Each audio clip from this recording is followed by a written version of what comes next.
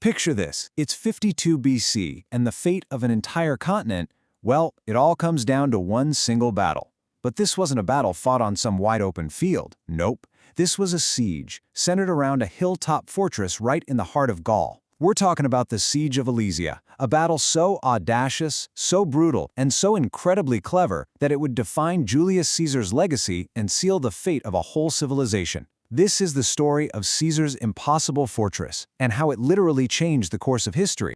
Okay, I want you to imagine something. Put yourself in the sandals of a Roman legionary. You are bone-tired, you're outnumbered almost 5-1, and you're literally trapped between two gigantic armies. Your defenses are starting to crumble, your friends are falling all around you, and honestly, all hope seems lost. And then you see it, just a flash of scarlet, a single man charging right into the thick of it. And in that instant, everything changes. So who was this guy, and how on earth did his army get into such an impossible situation? Well, to really get how we reached that desperate moment, we need to rewind a bit. Because this wasn't just a war between Rome and Gaul. At its heart, this was a personal duel, a clash between two brilliant, ruthless, and absolutely legendary commanders. So on one side, you've got Gaius Julius Caesar. He's this incredibly ambitious Roman proconsul. And his whole campaign in Gaul, well, it was as much about building his own personal fortune and political power back in Rome as it was about actual conquest. And by this point, he'd spent years forging this fiercely loyal, battle-hardened army. And on the other side, Vercingetorix, a young, charismatic nobleman who did something nobody thought was possible.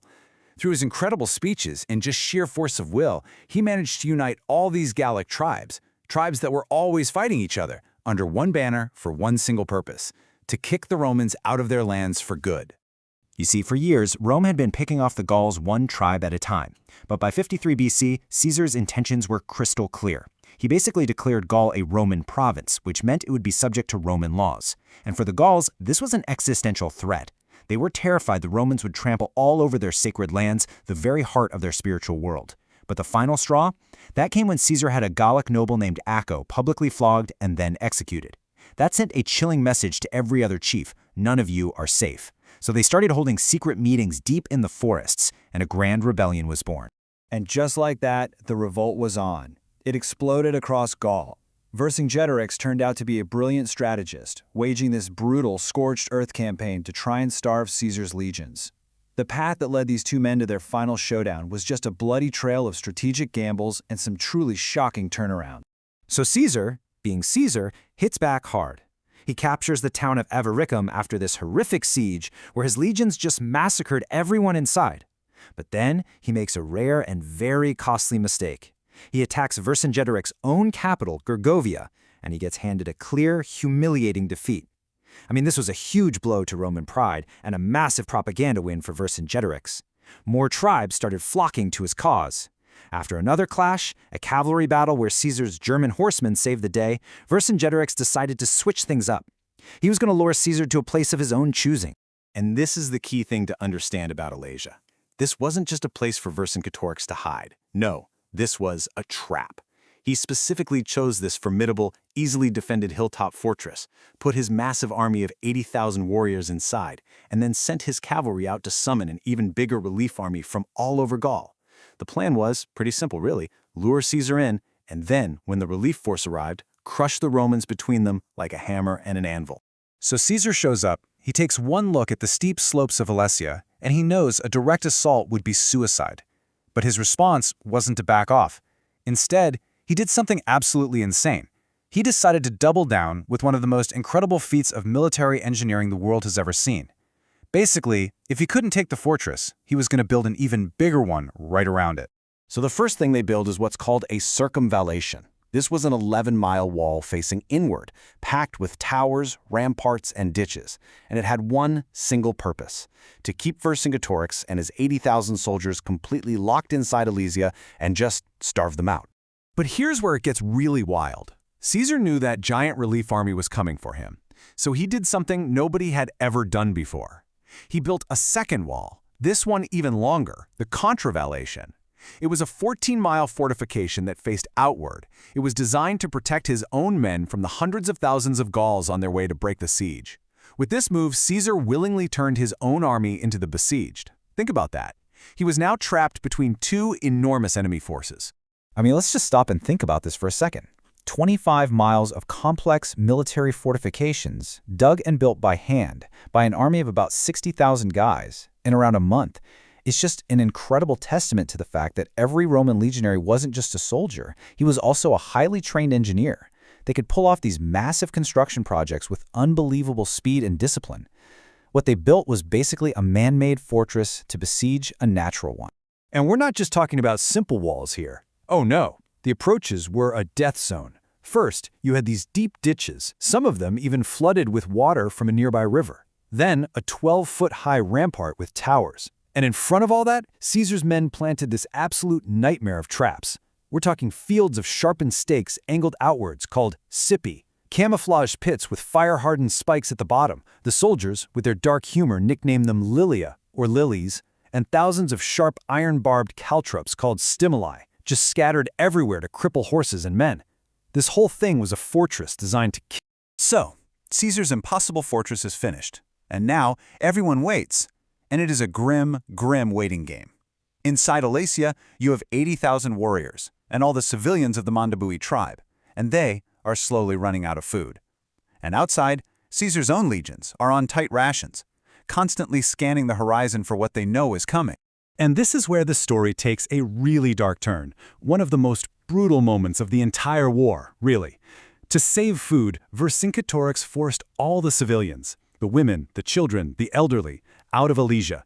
They went to the Roman lines, begging to be taken as slaves, anything just to be fed. And Caesar, in a completely cold and calculated act of cruelty, refused. He left them in the no-man's land between the two armies to slowly starve to death, their cries echoing for days. It was just a grim reminder of the absolute ruthlessness of this war. And then, on the horizon, the Gallic relief army shows up. The numbers here are just staggering. Even if Caesar might have exaggerated them a little, he's got about 60,000 men. Inside Alesia, there are 80,000. And the relief army coming at him, somewhere around 250,000 soldiers. Just look at these numbers. It shows you just how desperate the Roman position really was. They were outnumbered, surrounded, and staring down total annihilation. So that's the big question, right? You're trapped between a massive, starving army that's desperate to break out and an even more massive army that's desperate to break in. How could Caesar's legions possibly survive this, let alone win? And what comes next is just this furious, 3-day slugfest that's going to decide everything. The Gallic relief army launched wave after wave of coordinated attacks, trying to overwhelm the Roman defenses with sheer numbers, while Vercingetorix hammered them from the inside. On the first day, there's this huge cavalry battle out on the plain, and Caesar's elite German horsemen win it decisively. On day 2, the Gauls try a chaotic night assault, but it's a disaster. They get tangled up and all of Caesar's deadly traps just get mown down by Roman artillery. But then, on the 3rd day, Gallic scouts find what they've been looking for: a weakness. A section of the Roman lines up in the north, built on some bad sloping ground. This was it. The big push. The Gallic command focuses all of its strength, sending 60,000 of their absolute best warriors under Vercingetorix's own cousin, Vercingetorix, to hammer this one single vulnerable spot. This was the all-or-nothing assault designed to finally shatter the Roman lines. And you know what? It was working. The fighting was absolutely ferocious. The Roman defenses there, commanded by Caesar's best lieutenant, Titus Labienus, started to buckle under the sheer weight of the attack. At that exact moment, Vercingetorix sees his chance and leads his own warriors, charging out of Alesia, crashing against the inner wall. The pincer was closing. Labienus sends this desperate message to Caesar: "My position is about to collapse." And this is that moment we started with. Just as the lines are breaking, Caesar grabs his last reserves. He rides personally to the point of greatest danger, his scarlet general's cloak making him impossible to miss. A huge cheer just erupts from the exhausted Romans. Seeing him there, it just electrified his men. They threw aside their javelins and just went at it with their swords in this desperate final stand. At the same time, Caesar ordered his cavalry to ride out and circle all the way around to attack the Gauls from the rear. And the shock of seeing Roman cavalry suddenly appear behind them, combined with the fresh ferocity of the legions in front of them, it just shattered the Gallic assault.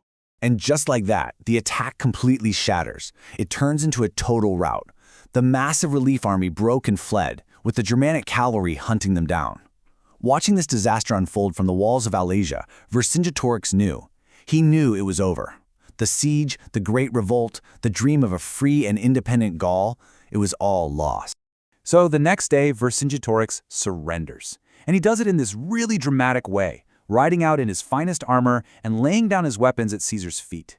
He was taken to a Roman prison and held there for 6 years, before being paraded through the streets in Caesar's triumph and then ritually executed.